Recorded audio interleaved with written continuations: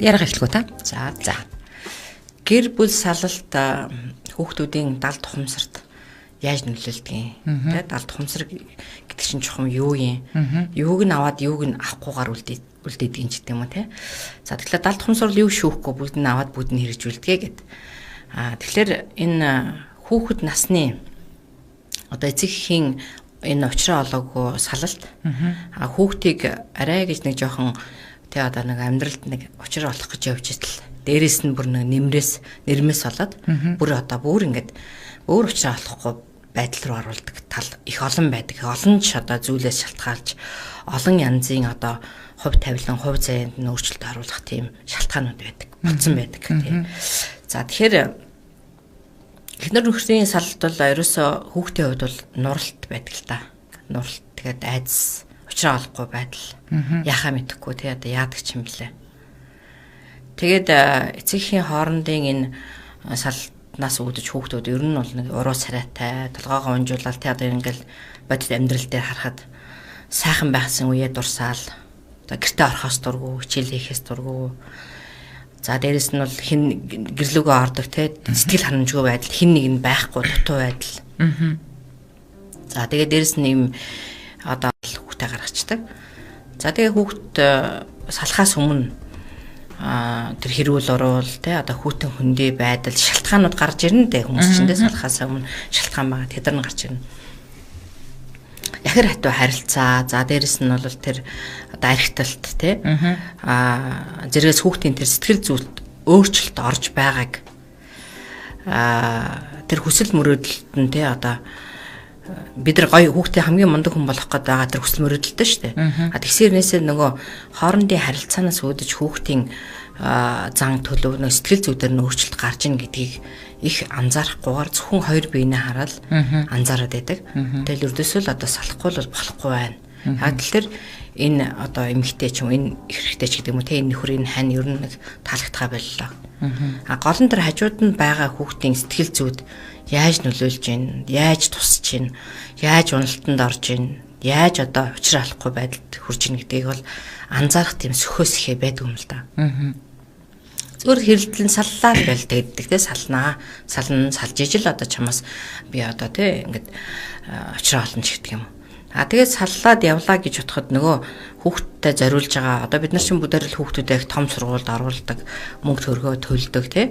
Тэгэл бүхий л одоо хугацаа амьдралаа хүүхдүүдэд зарцуулдаг хэрнээсээ нөгөө сургуульд явуулаад байгаа нөгөө мөнгө нөр их хөдөлмөр нөгөө цаг хугацаа маань тэр хүүхдийн сэтгэл зүйдээр үүссэн тэр шарах сорвноос тий. Одоо бүх зүйл ингээд уналтанд ортгоо гэдгийг анзаарах сөхөө бараг байхгүй байгаад байдаг. Тэгэхээр нөгөө сургуульд явуулаад байдаг хөргөж өгөөл аваад байдаг тий 12 жилийн сургууль төгсдөг. Тэр хооронд тэр хүүхдийн сэтгэл зүй яаж өөрчлөгдсөн, яаж уналтанд орсон, яаж ганцаардсан, аав ирэх болоо, ээж уцаар ярих болоо, хинд би хэлэх үү, хинтээ би дотносох уу, хинд ярих уу. Гэд ингээд тэр байдлууд үүсээр хагаад нэ дотгошоо, дуугай тий одоо өөрийгөө илэрхийлж чаддаггүй, итгэлгүй, зориггүй, төвчээргүй ч гэдэг юм тий. Энэ байдлууд үүсдэг. Тэгээ энийг ингээд яг одоо жишээлбэл яг нэг ээж аав салцсан ч юм уу хүүхдийн хажууд очиод ингээд ярьслага хийгээд суух юм бол тэр хүүхдээс гарч байгаа тэр сэтгэлийн дарамт тэр ганцаардалтай тэр одоо сэтгэл нь шимшрээд байгаа байдал тэр нэг юм ээж аав хоёроо буцаагаад нийлүүлчихсэн гэсэн нэг тэр ботал тэгээд ээж аав хоёр хэрэлтлээ муудалцлаа гэхэд ээж хаан таалдж өөйгээд орж болдгоо тий аавынхаа талд ч хөөе гэж болдгоо тэр хоёрын хооронд тэр үүссэн тэр одоо юу гэдэг ангалах цав тий тэрийг ингээд нийлүүлэх тэр боломж учраа олдгоо за нийлүүлээ гэхэд мэдээж томчууд хүүхдүүдийн үгэнд орол за одоо бид хоёр нийлээ гэх нь бол ховор за ихэнх хүмүүс тэгдэг тий би одоо хүүхдээ л бодож ингээд энэ хүнээс салахгүй байж гин ер нь бол би төвччихэл одоо энэ ч байж гин ч гэдэг юм уу тий тэгдэг за тэгээд төвчээд байгаад тэр суусан хүмүүсийн асуудал тэмдэглэм байгаа. Тэ хамгийн гол нь тэр хүүхэд гэдэг энэ ертөнц өөрөө юу олж хуурж байна гэдгийг л бид их сайн мэдэрмээр байгаа. Одоо ингээд хүүхдүүдтэй ярилцах яг тэр сэтгэл санааг нь ойлгоход бол их ерөөсөө бидний урд нь ингээд хөөх гэж урд нь яагаад анзаардгүй байсан бэ гэмээр тийм зүйлүүдийг ярьж байна л да. Ярьдаг. Тийм. Тэгэхээр энэ алдааг бид нар ингээд хувьд ер нь бол хүүхэд ингээд өөрөө аав ээж дээр ихтэй нөгөө өөрийгөө сонгож төрдгөө гэл. За энэ бол нэг ёсондоо бол хувь заяа юм байна. Хүүхэд ингээд хувь заяаныхаа дагуу эсвэл баян айлын хүүхэд болж төрөхтэй. Эсвэл одоо ердийн айлын хүүхэд болж төрөх ч юм уу тийм ээ. Эсвэл одоо бүр ядуу зүтэй айлд бол төрөх ч юм уу. Энэ бол ингээд хувь заяаны асуудал. Гэтэл нөгөө баян айл төрсөн хүүхэд бол буруутах арга байхгүй шүү дээ. Яг тэгэхээр тэр өөрийн хувь заяа байна. Тэр ингээд өвч хөрөнгөн дээр байх ёстой ч гэдэг юм уу те. Нэг тийм хувь заяа. Гэтэл нөгөө ээжээ аавын хоёрын тэр хоосон дутуу мэдрэмж гадна талдаа их гоё ингээд дүүрэн одоо эд материал хөрөнгө байгаа мөртлөөсөө дотор талд байгаа тэр хоосон мэдрэмж өөрөө бие биенийгаа нөгөө өөлөх, гоочлох те одоо өмчлөх, харамлах, хардах, сэрдэх, дарангуйлах, доромжлох, дорд үзэх ч гэдэг юм уу те ийм байдлыг үүсгэж идэг л та. Дотор тэгэхээр гадаа хичнээн мянган сайхан одоо эд материал овоолоо цустай байгаад хүний дотор талд хоосон л бол хоосон мэдрэмж. Хүний дотор талд дүүрэн мэдрэмж байгаад гадна талд одоо дутуугийн мэдрэмж байх юм бол дотоод дүүрэн байгаа мэдрэмж өөрөө бүх зүйлийг дүүрэн болох боломжтой байдаг. Тэгэхээр нөгөө хүүхдийн маань хувь заяа тэр гоё одоо хувь заяа дээр ирсэн бол нөгөө хувь тавилан гэдэг дээр нь өөрчлөлт олдог. Яг тэгэхээр нөгөө эцэг эхийн хоорондын тэр хоосон юм шиг мэдрэмж тэр одоо сэрж сэхээгүй тэр мэдрэмж тэр нэг юм зөвхөн амьдралыг бол ерөөсөө нэг юм өнгөц ойлгосон өөрсдөө л бид нар энэ дотор амьдарч гин гэж боддог тий 2 хүүхэд 4 хүүхэд цаана ингээд одоо хувь тавилан хувь заяа шийдэгдээд нэг гэдгийг зөвхөн боловсрал эзэмших зөвхөн сургуульд л оруулвал төгсгөл одоо энэ хоёрын эдрийн ингээд хувь заяа болчихно гэж боддог. Гэтэл сургууль төгсөөл гарахтал тий тэр өөртөө ихтгэлгүй байдал тэр нэг юм одоо ааш муутай байдал тий одоо хүнтэй хэрэлддэг эсвэл хин нэгнийг одоо дээрлэхдэг дарангуйлдаг ч байдаг юм уу тий энэ байдлууд бол хүүхдэд нөгөө аав ээжээс нь өглөөд бүр ингээ сайхан мэрэгжил шиг болоод ингээд гараад ирдэг. Тэгэхээр энэ үед нөгөө буцаагаад хүнтэй таарж тохирох тэр байдал нь ахаал алдагддаг. Буюу нөгөө хувь тавилан дээр өөрчлөлт орсон учраас дахиад нөгөө хүүхэд маань одоо алдаануудыг юу тэр сургууль төгсгөөсөө илүү алдаануудыг гаргаж эхэлдэг. Энэ дээр бид их сайн анхаармаар байна. Тийм. Тэгээ бид чинь ерөөсөө энийг анхаарахгүй зөвхөн л одоо хичээлээ хийсэн үү? Хичээл хийж гин үү? Чи юу хийж гин? Одоо чамд англи хэл сурсан бол одоо чамд хятад хэл сургана.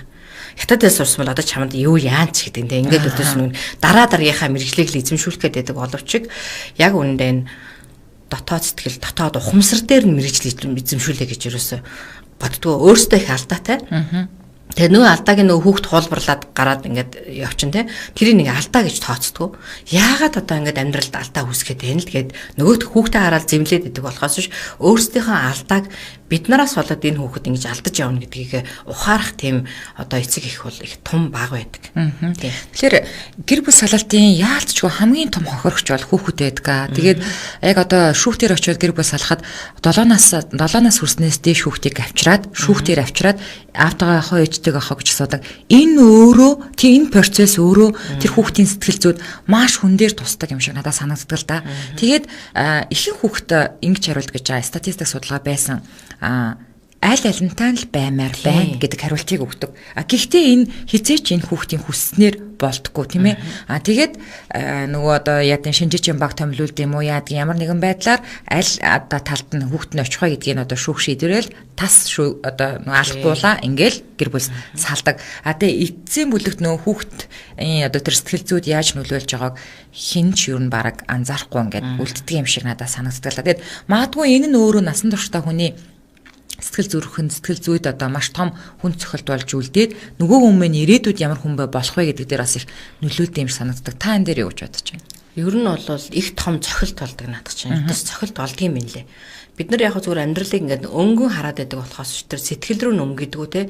Сэтгэлээс үүдэж цаашаа явах амьдралынхаа зам мөр чих шугамаа барьж ийн гэдгээ мэддгөө зүгээр боловсрал эзэмшсэн учраас энэ ингээд цаашаа явах боломжтой гэж хараад байдаг. Гэтэл тэр сэтгэл дээр болж байгаа тэр уналтууд те тэр хямралууд тэр бага наснд одоо туулсан үдсэн амьдралууд тэр хүний харилцаанууд тэр одоо ядгийн гадуурхагдлууд те за ингээд хүн чинь аав ээжээсээ салчаал тэгэл зөөр ээждэггүй шүү дээ. Ахаад аав нь юм ээж нахаад нэг хүнтэй суудаг. Яг үнэ. Ингээд дахиад дараагийнхаа том хохирлыг амсаж эхэлдэг. Танихгүй хүнтэй амьдарч эхэлдэг. Ааваа гэд дуудаж болдгоо. Ээж яг ам эвэлдгөө. Тэгээд ингээд автагаа нөгөө өөрийнхөө яг автагаа татна байдаг шиг яг тийм нэг юм одоо энергийн төвшөндөө тийм найрсаг татна харилцааг үүсгэж чаддгүй нэг тийм цаанаасаа нэг юм хүүтэн хөндий байдал үүсдэг. Тэгээд тэр болгонд нэг аав мэдэрдэг. Тэгээ аав өөрөө жоохон ухаан мутаал бүр тэрийг өөрөөсөө улам холдуулдаг тийм. Ингээд ахаад хүүхэд тэр хэдүү нас болтлоо тэр сэтгэл зүйн хохирлыг авч гэтэл ухаантай аав нар байдаг тийм. Яг ингээд өөрийнхөө хүүхэд чиг хичнээн ингээд хүүхэд хөндий байсан ч гэсэн өөрлөгөө наагаад байж чаддаг. Өөрийгөө ингээд одоо өөртөө ойлгуулад байдаг тий хүүхдээ ойлгодог илүү өөрийгөө ойлгуулахаасаа илүү хүүхдийг ойлгоод ингээд одоо өөртөө наагаад байдаг тийм бас ухаантай сайхан аав ээжүүд байдаг хичнээн одоо ингээд салж нээсэн ч гэсэн.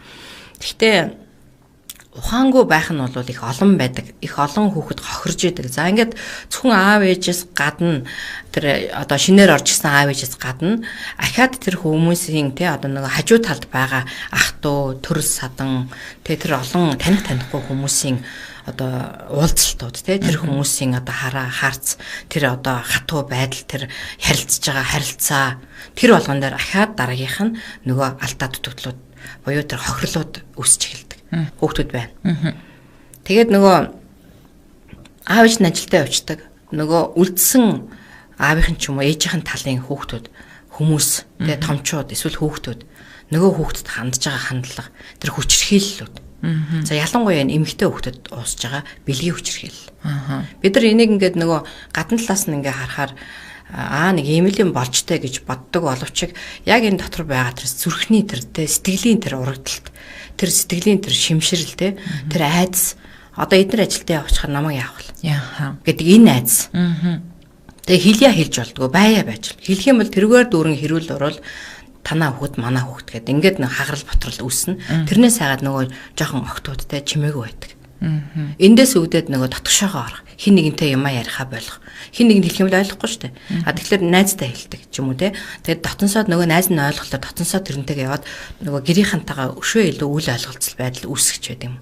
Дээрэс нь бол энэ тамхи харах. Ингээд эндээс чинь үүдээд нөгөө тамхи харах нөгөө тоглоомны донтолтууд. Тэгээ би ер нь бол ингэж боддог л да тоглоом гэж хүүхдүүд. Бидний үед тоглоомыг бол гадаагаараа одоо үсрээл дэвхрэл те одоо өглөө босоод дэстэл гар хөлөө сайтал те ингээл одоо гар хагарцсан байдаг байсан шүү дээ хавар те тэгээ тоглодог гэсэн. Одооны хүүхдүүд нэг тийм юм байхгүй. Гэртээ юу хийж нуцаа аван тоглоно, компьютер асан тоглоно. Тэгэхээр тэрийг бид нар үгж хэлдэг гэхээр эцэг эхчүүд бол бид нар ингээд өсөрч яхад бол хой болооч донтчлоо гэж хэлдэггүй байсан тий хой болооч чи одоо яачлаач над бөөрчөнд оргичлоод гэж хэлдэг байсан болохоос нэг айхтар тэгэл одоо чи ороод одоо чи тэг гэнтэр гэл нэг тэр үеийн бас нэг хөгжил нэг өөр байсан хүний нэг бас манай аав ярьдیں۔ Тэв тоглоод тэгээд 300 400 удаа өшгөлөөд бөөр нь ингээд нэг ачаалаад байхаа болоод сусаар шийдсэн гэж авч ирдэг байхгүй. Гэтэ манай аав 82 наслсан л да. Тэгээд ерөөсө бөөрөөрөө өвдөг л дээ. Тэгээд яг тэр үед нөгөө хит тэр хүүхэд юм чинь те нөгөө ямар нэгэн зүйлээр тоглодог. Угаас тэр хүүхэд нас. Өнөөдөр бол бидний энэ хүмүүст бүгдээрэнд нь тулгараад байгаа зүйл бас энэ тоглоом гэнэ. Энэ тааламжгүй байх, хэн нэгэнтэй харилцахгүй байх, дотн харилцаа үүсэхгүй байх, өөр тийм дуртай ямаар нь тоглоулахгүй байх, тэг хөгжүүлэхгүй байгаа үед өнөөдөр юу байгаа юм бид нарт гар утсан байна. Компьютер л байна тийм. Ерөөсөө энэ өөрөө 90 үеийн хурдны ирүү энэ одоо сошиал буюу тийм энэ дижитал ирүү болцсон байна шүү дээ. Тэгэхээр ерөөсөө тоглоом нь өөрөө энэ утсан юм. Тэгэхээр энийг бид нар хаадаг үчлээр яана донтчлоо. Яана ч одоо нүдний харж муудлаа. Одоо яана мэдрэл мутлаа. Одоо энэ бүр ерөөсө солиорлоо. Одоо энийг яах вэ гэл ингэдэг тийм. Тэгэхээр энийг яах вэ гэд дуу алдаад байгаа боловч тэгээ ерөөсө зөв үгээр тэр тэгээ ярилцдаггүй буюу тэр тоглоулах болохын тулд ер нь бид яах вэ гэдгээ боддгоо. Тэр хүүхэд эцгийнхаа салтыг ч юм эсвэл дотор сэтгэлд нийцэхгүй байгаа зүйлийг тоглоомор саатуулдаг тийм. Бидний хувьд л нөгөө гадаа гараад үсрээл дэвхрээл хараагаал дижитал нөгөө тоглол мартчих тийм. Тэнгүүд гэртээ орж дураагаалт нь жоох ингээд суудаг. Ямар аав ээж хэрэлдэж байгаагүй биш тийм. Салан нийлнэ гэл ингээд байжсан бас үе байна. Тэгтээ бол яг тэр салдаг нийлдэг гэл нэг хэдхэн хоногийн тэр хэрүүл уруулан дээр бид нар яаж уналтанд ордог вэ? Тэгтэл одоо салаад явцсан байгаа энэ хүүхдүүдийн тий одоо дотоод сэтгэлд чухам юу болж байгаа вэ? За тоглоом бол энүүхэн асуудал. Тэрнээс гадна нөгөө тамхиа татна тий нөгөө архиа уун тэр нэг дотоодод тэр допинг хэрэгтэй болно. Ямар нэгэн тийм гижээл тий ямар нэгэн тийм эрч хүч хэрэгтэй болно. Тэрийг нөхөхийн тулд хүн хурамч допинг хэрэглэж эхэлдэг. За чийс тамхи татаад үзээрэй чи гэлээ мөртлөөсөө тамхи татсан л явдаг хүүхэд нь. Тэгэхээр энэ бол ердөөсөө тэр дотоодод байгаа сэтгэлийн тайвшил таашаал байхгүй учраас тийм тэр гадаа байгаа допингийг хэрэглэх тийм одоо хэрэгцээ үүсдэг. Тэгэхээр ерөөсөө гадна талд байгаа үзэгдэл төр л бид нар ингээд ач холбогдол өгөөд үзээд идэх байхгүй юу. Одоо олон том байгууллагууд ажиллана шүү дээ. Хүчирхийллийн эсрэг үндэсний төвлөгийн гэр бүл одоо юуны одоо байгуулах хэрэг те ингээд одоо янз янз юм ба. Тэгсэн хэрнээсээ ердөөсөө нөгөө гадна талын хэлбэр үзэгдэл дээр л бид нар энэ хүчирхийлсэн байна. Энэ авгаагаа зодсон байна. Энэ өөр хүнтэй явуулсан байна. Эхнэр нь тийм учраас нөхөр нь авгаагаа зодож гэдэг чинь юм уу те. Тэгээд эдгээр ингээд салж байгаа юм гэл. Гадна талын үзэгдэл дээр л ноцолдоод байдаг болохоос яг дотооддоо болж байгаа энэ те сэтгэл зүрх гэж юу юм бэ? Яагаад энэ хүн одоо эмэгтэй өөр хүнтэй явуулдах болов? Тэгээ яагаад энэ хоёр салах болов? Яагаад явуулдаад байна гэхэлэр тэр гэрт ороход тийм ээ өмчлөөд харамлаад байгаа тэр нөхрийн үзэгдэл одоо байдал харилцаа хандлага тэр дээрэнгүү байдал тэр эзэрхийн ноёлохой байдал тэр нэг юм одоо юу гэдэг нь тийм нэг биел бүгдийг бүтээж чадна чи баг юу вэ гэдэг энэ байдал энэ тэр хүнийг өөр хүн рүү өөр жаргалтай байдал хайхыг одоо хайх тэр шалтгаан нь болдог. Дутдаг шүү дээ хүү ер нь ямарваа нэгэн байдлаар дандаа дутаж явдаг тийм юугаар дутуу юмаа тэр дутууга нөхөхийн тулд тэр өөрт нь дутагдаад байгаа зүйл нь өгж байгаа хүн рүүгээ хүн тэмүүлдэг. Дарангуулаад дарлаад оромжлоод байх юм бол за яаж нэг сайхан ингээл өөрийн хүлээн зөвшөөрөөл те ингээл одоо хайрлал гэдэг хүнтэй яаж сайхан уулзах вэ гэдэг бодол төрдөг. Тэгвэл тэр эрэгтэй салдсан тэр шалтгаан нь юу вэ гэхээр дарангуул дарлал штэ те эсэрхийлэл өмчлөл тэр хардалт штэ энийгээ болооч штэ тэр эрэгтэй. Тэр эмэгтэй оронгууд л уурлаад загнаал давшаал дайраал би ийм та болмоор байна. Манай яагаад ийм ядуу байгаа? Яагаад чи гэр орнод чиж чаддгүй ингээд энийг л болчихч тэр эмэгтэй. Тэгээ ингээд энэ дотор байгаа тэр нэг юм мэдрэмж те одоо дүүрэн юм шиг мэдрэмж төрөх юм түр ярьлаа штэ. Хүн хаанч дүүрэн юм шиг байдаг. Ажил хийхэд зүтгээд байгаа нөхрөө хараад л баярлдаг те өөр хэдөө энэ явж байгаа нь их юм да одоос та зүтгээл энэ да миний өгшин зүтгээд идэм шүү. Өгшин чинь чамд туслан шүү. Яа туслах вэ би чамд энэ үед хүн чинь ингээл бүх юм дүүрсэн юм шиг мэдрэмж төрдөг. Өө хизээ язны бараг те яатсан ч гэмээр юм. Баян болцсон мэдрэмж. Гэтэл ингээл олоод ахт нь авсраад ахт нь чадлаараа зүтгээд ахт нь ээддээ байж байгаа сарайг чи харааш та чи одоо хайшаа тэдний авгаа ийм гоё юм өмссөн байна. Одоо би болохоор ингээд байна ч гэдэг юм те. Энэ байдал дандаа дутуугийн мэдрэмж буюу нөгөө хүн өөр гоё зүйл хайх те өөр хүн рүү очих тийм хүсэл төрж эхэлдэг. Тэгэхээр энэ дунд голд нь байгаа тэр хүүхдээ бид нар ердөөсөө хардггүй хүүхдийг зөвхөн сургуулал гэж хардаг. Хичээлэл гэж хараад байдаг. Тэр та хоёрын хоорондын харилцаанаас ч хүүхд яаж эвдэрж байна? Хүүхдийн тэр сэтгэл зүй яаж өөрчлөгдөж байна? Тэр хүүхд яагаад готрон байдалд орчив? Яагаад хүүхд айцтай болчих? Ямар ч учраас хүүхд өөртөө итгэлгүй байгаад байна. Гэтэл бидэнд ч юм болохоор ямар их чадамж байдаг юм бэ? Ерөөсөө хүн бүгдийг хийх боломжтой байлаа шүү дээ. Бүгдийг чадах боломжтой юм билээ. Юу ч хамаагүй бүгдийг. Гэтэл юу ч хийж чадахгүй гэдгээр бүх зүйлээ хаачдаг. Тэгэхээр энэ эрэгтэй эмэгтэй хоёр хүн тийм ээ эхнэр нөхөр гэр бүл. Энэ өөрөө өөрсдийнхөө энэ одоо тэ бие засаж. Бие засвал тэр гэрээ засна гэдэг үг байна да тийм. Бие засна гэдэг чинь юу вэ гэхэлэр за нэг хэл хайхтар тугаа мандуулаад тэр талбай урд алхаад байхтайгаа олно шүү дээ. Тэр нам байгуулаад урд нь дарцаг бариад алхаад байхтайгаа олно биш. Энэ бол бие засах биш юм. Энэ бол зөвхөн нийгмийн оролцоо. Та гэрээ засчаад харин бие засчаад харин урд туг барьж явал та жигнэсээ өөрийгөө олно. Тэгээ бусдад олон хүн тусалж чадна. Та өнөөдөр те гэртээ аз жаргалгүй байлгаж иж, гэрийнхнийгаа жаргалтай биш байлгаж иж, өөрөө жаргалтай биш байж иж, юу энэ урд тугмаар явж идэв. Хотлаач тэр хоосон байхгүй юу? Тийм. Тэгэхээр өнөөдөр бол яг хөө тэр өөрийнхөө дотоод сэтгэл тугаа мандуулаач. Тэгээ тэгэх юм бол гэр орондоо байгаа тэр аз жаргалыг мэдэрнэ.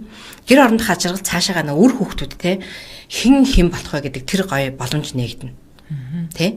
Тэр хинж өөрөө ч хинж биш юм шиг мөртлөөсөө те одоо өөрийгөө ч ойлгож мэдрэхгүй байж бусдыг чиглүүлнэ гэвэл байхгүй.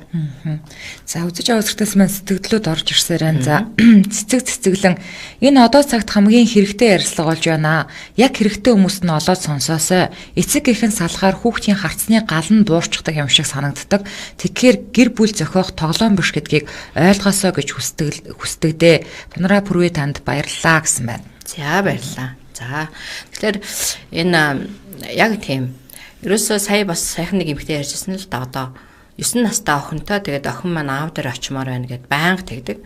Аав нь өөр хүнтэй суугаад аль хэдийн хүүхэд гаргацсан.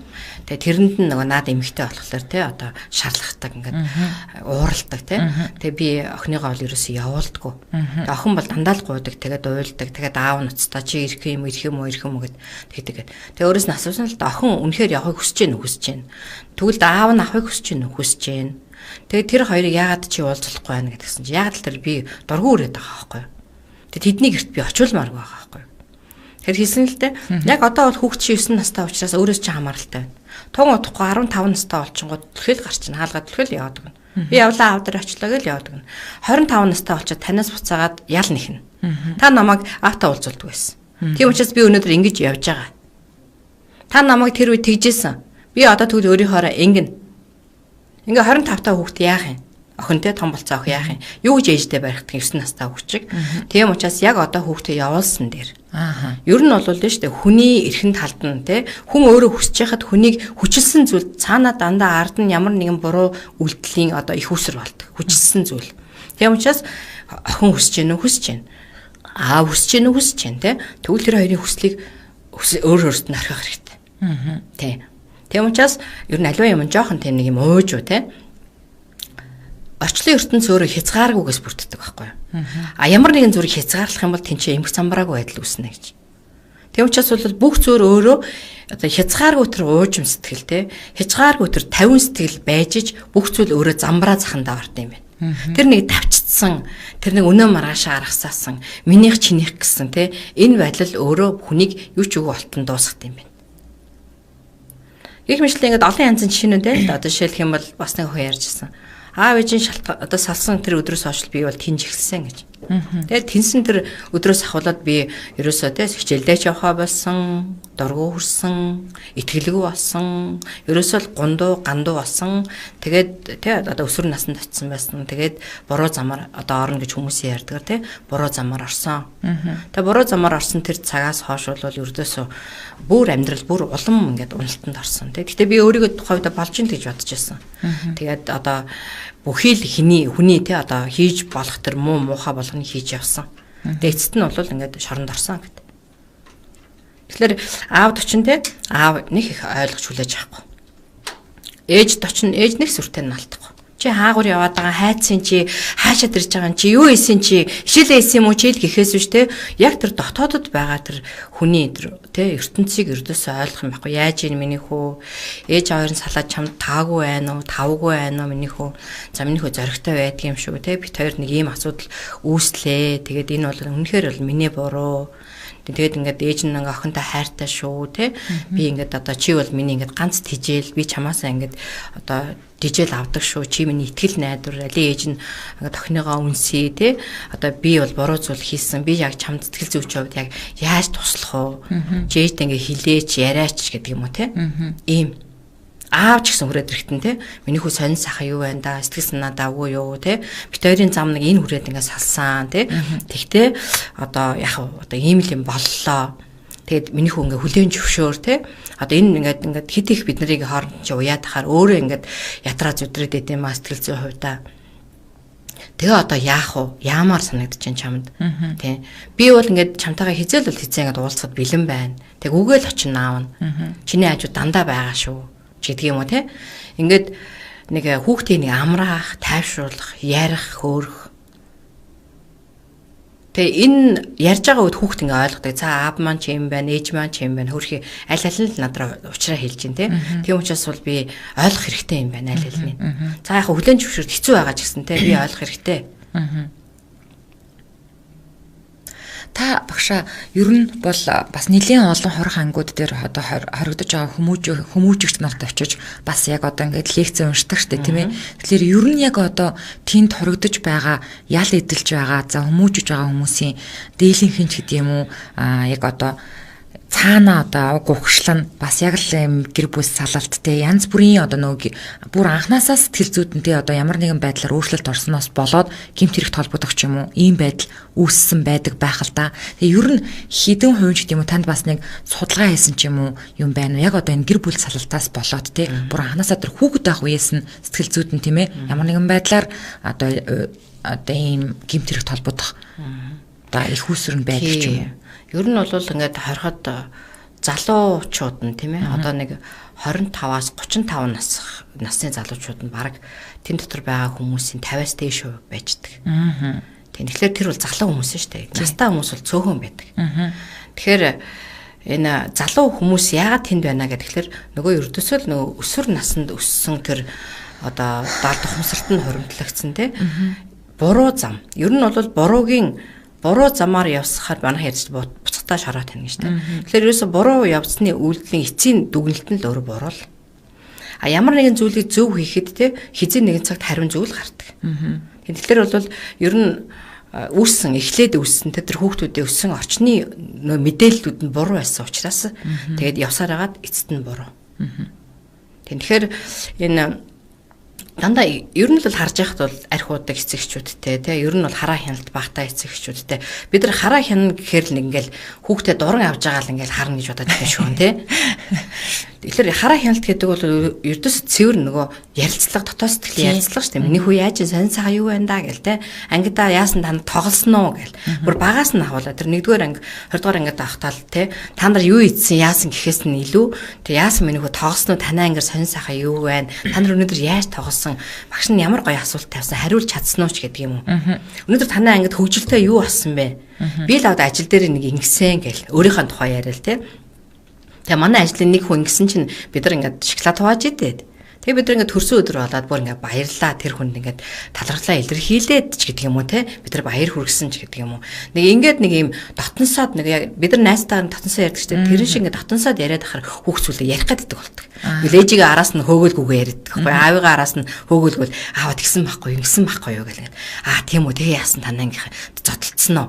Тэг яасан хин зогсон төрүүлж хин зогсож авсан тэр гээл те яг дотор ирчүүдээ нэг ертөнцөө шүү дээ те яг тэр үед би ингэ зогсон байхгүй тэгээ хамгаалсан чи тэр тэгээд за ер нь минийхөө дараагийн удаа шүү дээ зодтолтон зогцсон гэдэг бол шийдэл биш юм шүү дараагийн удаа сая ярилцаад ирчүүд нь ярилцдаг шүү дээ те мөрөн дээрээ зогсож байгаа ярилцаад гэл ингэх юм бол хүүхэд зөв хөгжил тал руугаа тий. Хэл манайхын тамхитцсан шүү дээ аава. Манай хүүхд ярьсан л да надаа. Ээжээ манайхын тамхитцсан гэл. Би нөө ярилцдаг учраас тамхит ярьж байгаа байхгүй. Тэгээ тийм үү гэл тэгэл тэгсэн чи тийм гэл. Тэгээд ингээд нөгөө манайхны зогсоогоод багш. Тэгээ самбарын өмнө зогсоод. Тийм үү гэл тэгсэн чинь тийм гэл нөөч сонирхуулж яриад байгаа байхгүй. Тэгээд хин зогссон гэл тэгсэн чи хайгуунаас харсан. Та яах чаа. Тэгэхээр би яах вэ? Хилчээч хин зогссон гэсэн чи. Хэлэхгүй хаа. Тэг бас ингэ хамгаалж байгаа байхгүй юу. Тэгтгүй би хүүгээс та тоосон. Ямар мундаг юм бэ гэж. Тэ тэгэл айгуул бол бид нар ярьж тэр хүний муу үзэж байгаа те. Тэр зогссон гэл тэг чинь те. Хэлэхгүй гэж байгаа байхгүй. Тэгэнгүүт би за энэ бол яста мундаг хөгжилтэй хүүхд гарах нь хүмүүжил биш юм шүү. Бид нар өөрсдөө хүмүүжлийн дороотолд орчод хүүхдтэйг хүмүүжүүлнэ гэж байдгүй юм байна.